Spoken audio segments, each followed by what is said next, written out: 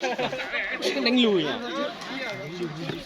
Ôi, giờ không có ai chớp mà cũng không ai dám đi ở dưới này nhỉ? Hai con này giờ 50 rồi. Thế tàu đánh lùi đánh phí à hả? To này chỉ chim trục thỏ ấy, nó không có chim à?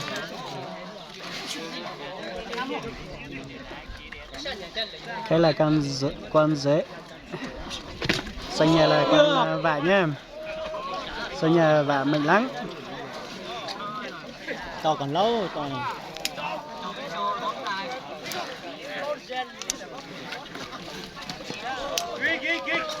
Sẵn chạy nào.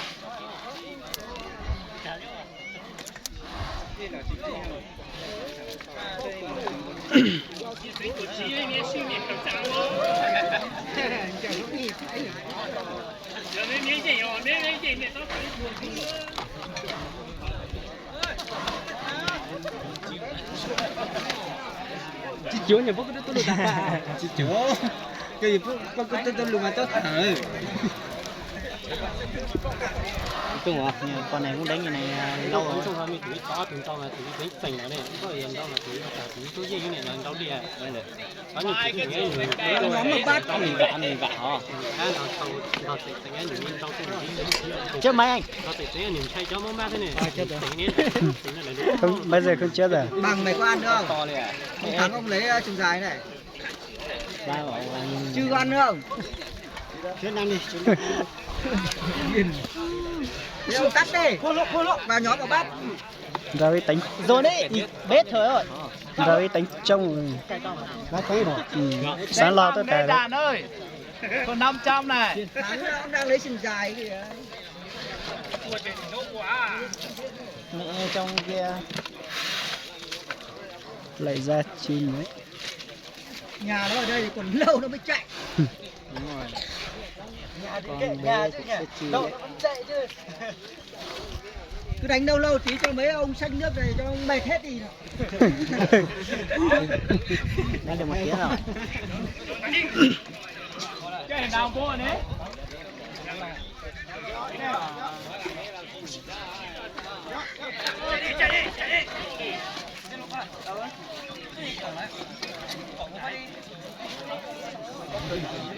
Ở Châu Thần Hải này mà có đòn vả thì ngon. Chỉ giữ đồng thôi. Trâu to xinh đẹp. Ôi giời. Ôi, vào mắt rồi. Vào mắt rồi. Vào mắt rồi. Vào mắt rồi. Gà lá thì tao thì thấy vào xanh nhà á. Vào trong nhà mắt Đau lắm ở đây. đau lắm. Đau lắm ấy, nhà nó không vả, nó Đánh bên nào đấy rồi? Không vả không đau mấy đâu. nó không phải vả trúng mà nó tự vào ấy. Beo bên nào rồi? Bán hết à? Đánh đây. Té tao vào mắt tí nữa buôn nó chạy ấy. Ê, trâu này mà có đòn thì hay lắm. Nó mình ra đảo à, có anh chú Hai con bút chỉ hay nó vào liền. Đi mà Đây con nào? Ui, chưa. Ui giời. tao quay bạn hết rồi. Đấy. Con là phải quay đâu anh ạ. Tầng này Coi như tao không đánh bên nào. Không đánh bên đéo, đéo sợ.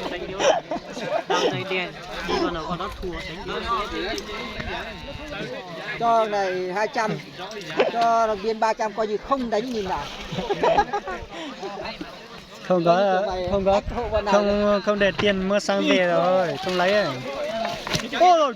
lên Mau đây. biết đánh rồi đấy. Bế tổng nguy cơ.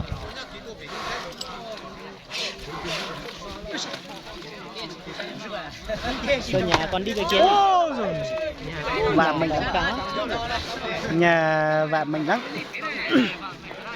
Nhà con bên kia, hay con bên này. Cắm đến nó. Con thằng Hải nó mà biết phả. Chưa. Ôi rồi ơi. Đéo biết phả. Sợ cái đau.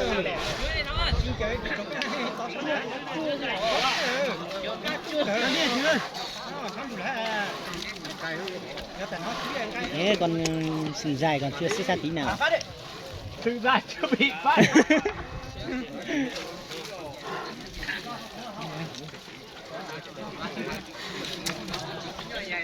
Giải con 500 cho chú ơi.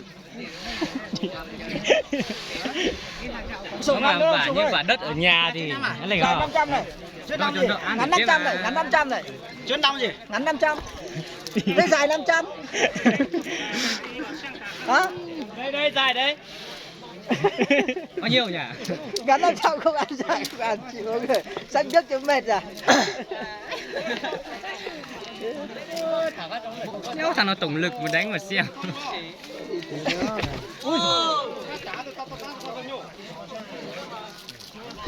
Ông Thằng ơi. Đâu lên tăng kì. Say người. Chưa xem cái tin nhá. Ôi. Vào mát nữa. Không vào đâu. Thấy còn bé máu bên mà. Ôi rồi. Bây giờ đấy.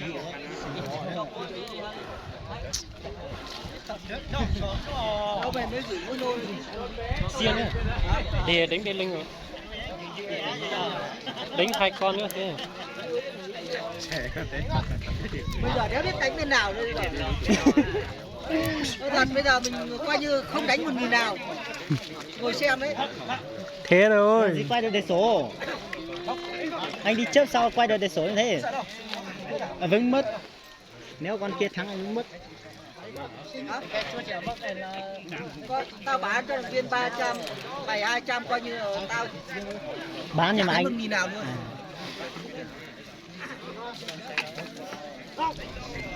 bé thắng anh mới không mất Kìa đâu. đó. Làm vào ok đi. Điện mẹ điện tao nó này. Giá nhiều chỉ đâu mà chỉ có thằng chỉ việc cái. Dì lên nói là sự sát cái họ ngang đi bằng sáng tung. Thế mà như con này chi xong không cái chịu tạt đó. Thế mà tới tài hỏi ít tài.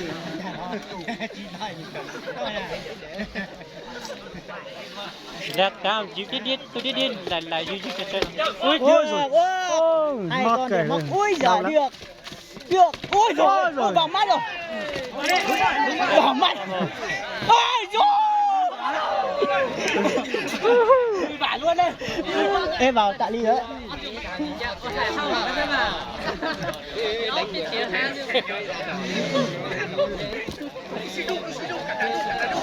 Mười phút là ra đò một lần.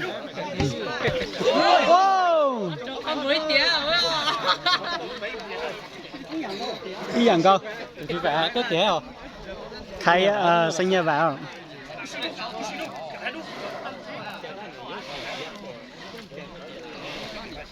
Cảm thấy con nào cảm thấy không đánh được thì chạy đi. Ôi. Bây giờ nếu biết theo con nào để đánh tí nhỉ bố chị con. Hai con 50 thì không đúng. Gái sinh rồi. Thằng nào gái sinh ấy. Không gái đâu, không gái đâu. Không gái đâu. Thôi đánh khách về 100 này. Ôi. Đánh 100 thì về có thể sang lấy là không thế. Ôi rồi. Nó gãi nhẹ. Nó gãi nhẹ. Thêm 39 rồi. Nhưng mà đấy lại ra đấy. Căn nhà này chứ là cả cái con nó cũng bé bé không to. 100 mà không biết con.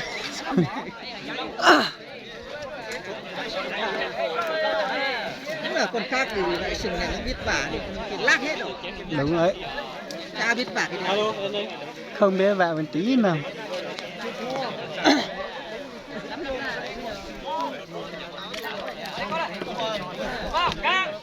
Ôi, vào đây.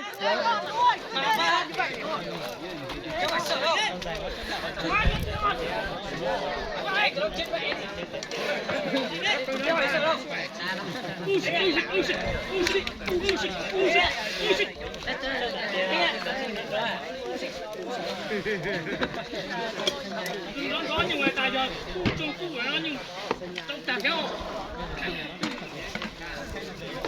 Ôi rồi. Con gắng đi.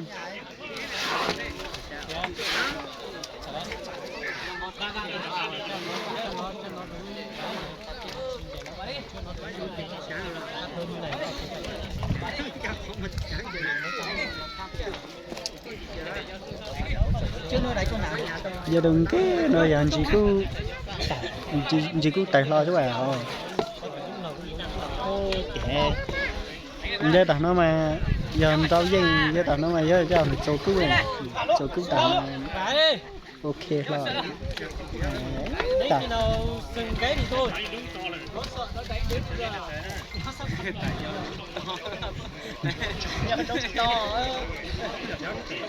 thằng ba lần nam trang không trang triệu giá bàn nó chỉ Đấy là khá tốt đâu rồi hả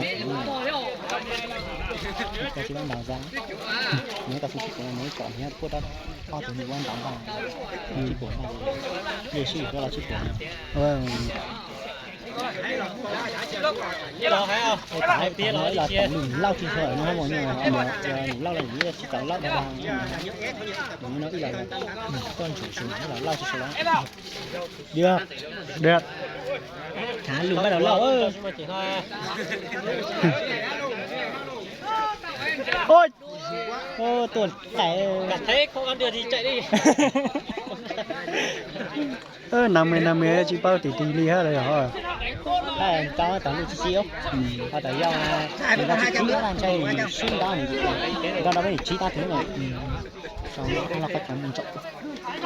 Con mẹ lúc đầu đi đem tiền cho bán cho sạch. Nhờ vạ mình lắm.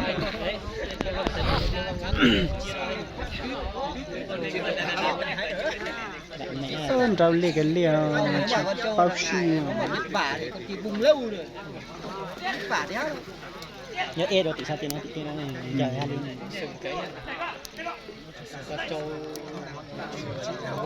chỉ ơ đó chỉ là lau chỉ là thấy hai còn 5 lít chưa ơi ôi rồi nào bà ấy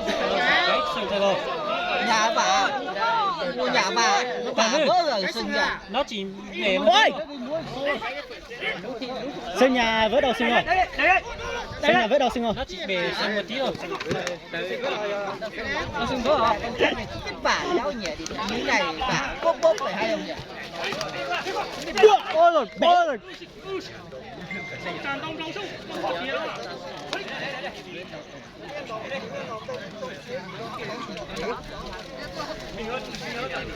giờ dưới xe hàng đó lệ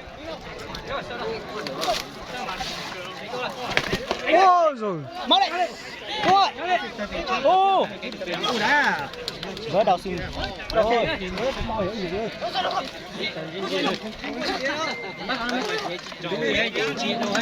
cũng bằng nó quán được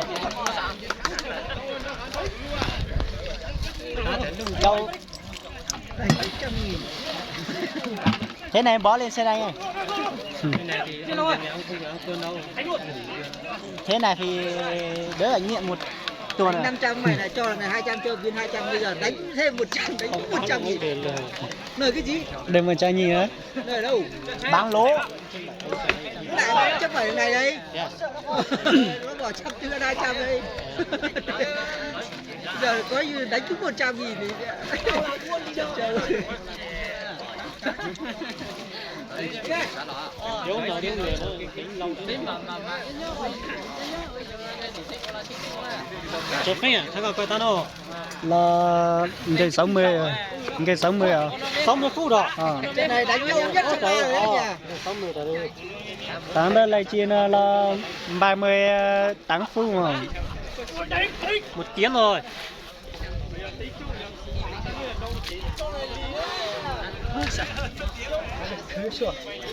mệt chưa đánh thẳng đi sách nữa để máy xô đây mày cho tao 500 một cây ôi thế thì biết rồi bây giờ tao coi như tao không đánh gì nào đánh mới chỉ được 100 nghìn thôi tao đi làm thuê sân nước đâu Em không có đánh đâu, em còn đúng 100 em bán cho anh thôi. Gần đánh đâu.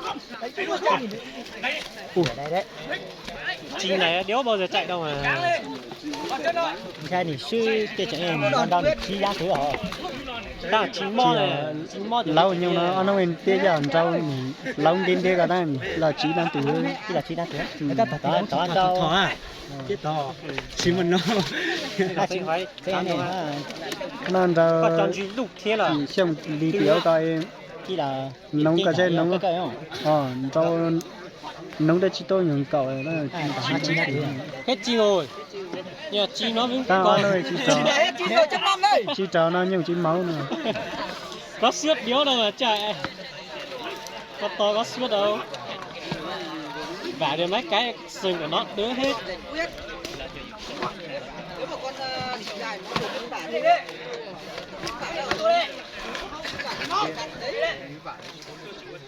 Sừng này mà được.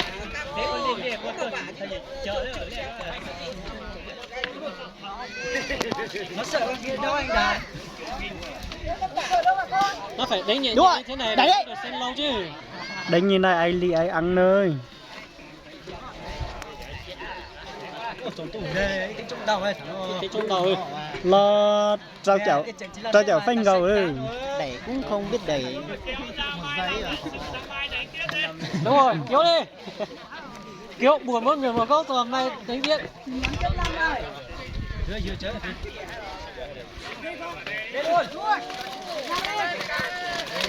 chạy đi. Không chạy đâu. Con này chưa. Sáng tối rồi đấy. Con kia đẩy như đẩy chó là đéo chạy. Đòn đẩy thì đéo lần gì của nó. Bao cú lưng trắng. ôi Đòn cái. Nhà vả mạnh lắm. Lâu nhất Sapa rồi, 1 tiếng rồi, hơn 1 tiếng rồi, 70 phút rồi. Đấy chỗ nó không là chỗ ai chỉ một cái lúc lâu rồi. Tôi dưới ra.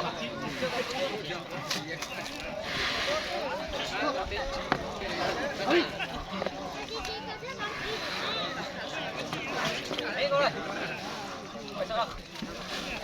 Mấy đuôi mà. Lên.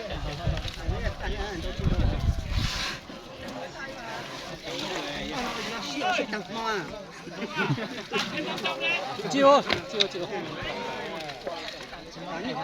Nó tao suy mà chơi vô. Tao tính trong không? Lao. Ôi rồi đầu lắm. Bảo có sừng á. Cho phải đúng mò đi. Ai học làm đấy. Giờ tao nói danh hả mà trong số cứ rau rong tỏi nữa.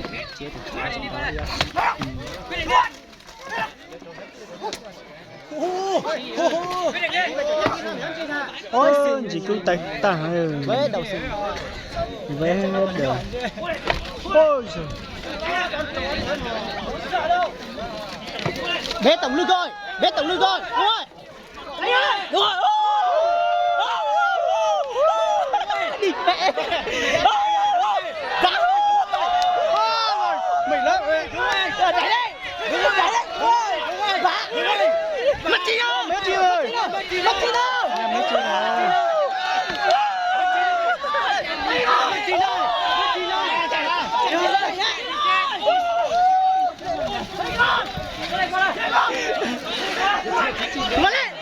Hay đấy. Lại ra chi rồi.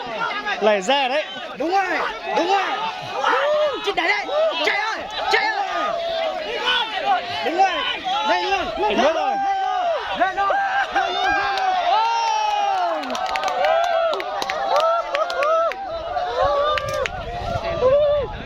Xanh nhạt thôi. Cái lực.